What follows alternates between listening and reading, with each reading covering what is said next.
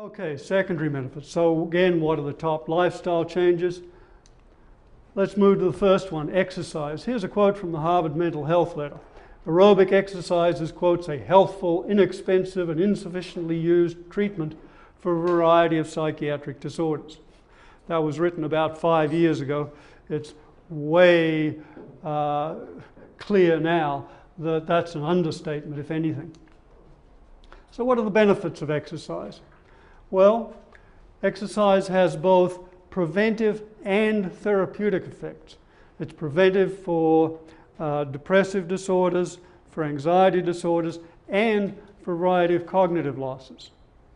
It's therapeutic for a variety of disorders, depression, anxiety being the most researched, addictions, chronic pain, even some symptoms of schizophrenia.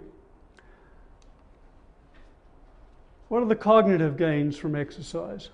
Well, they extend across the lifespan, from increased academic performance in kids to reduced risk of cognitive loss and memory loss in the elderly, and a reduction in Alzheimer's disease, and also others such as Parkinsonism, and quite possibly some others as well.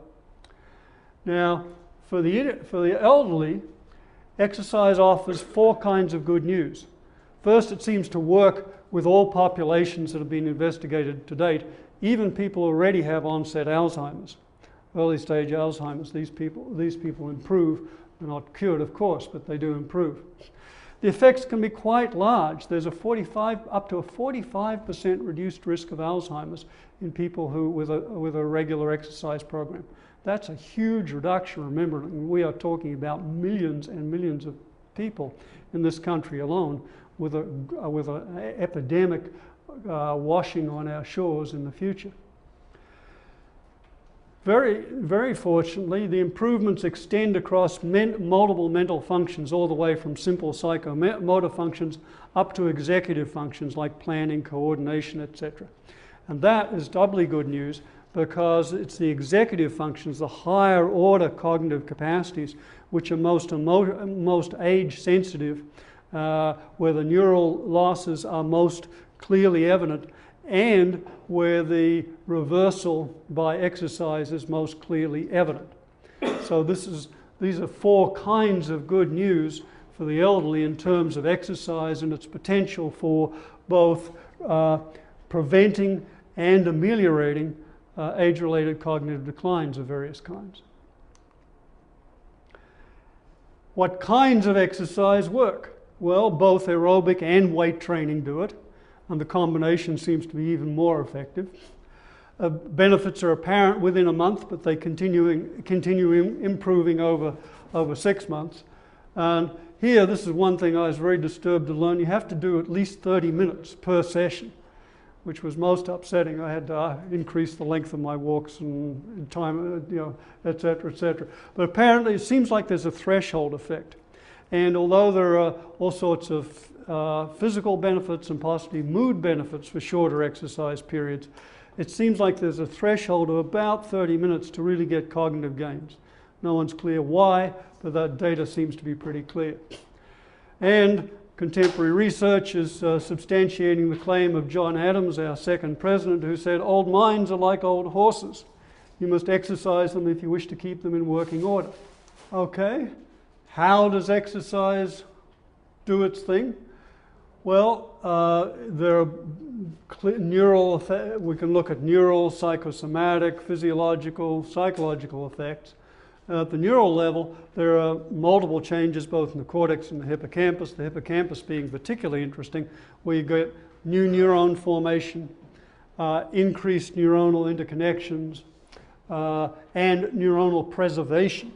So you've got both neurons being formed in the hippocampus, in the dentate gyrus area.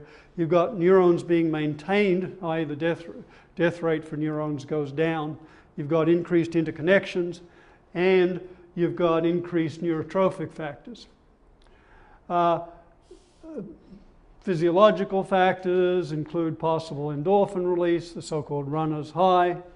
At the psychosomatic level, one of the things I haven't seen in the literature, but I find an intriguing possibility myself, is the possibility of breaking down what's called muscular armor. As you know, over time, psychological conflicts and chronic issues get expressed as and kind of locked into muscular patterns, muscular tension patterns. That's one of the reasons massage can be so beneficial. A good masseuse can go in and, work with muscle tension patterns. It's a very intriguing thing that, they work on a particular area and an emotion floods up into the mind. They move one inch another direction. There's a different emotion flooding up with a different memory perhaps. And what you find as they release those muscle tension patterns is that seems to be experientially a simultaneous release of the corresponding psychological tensions. I have not seen this in the literature, but my own guess is this also plays a role with exercise. Certainly after you've exercised, you can feel the way the muscles are more loose and flexible. And psychologically, there are all sorts of factors such as increased self-esteem and self-efficacy.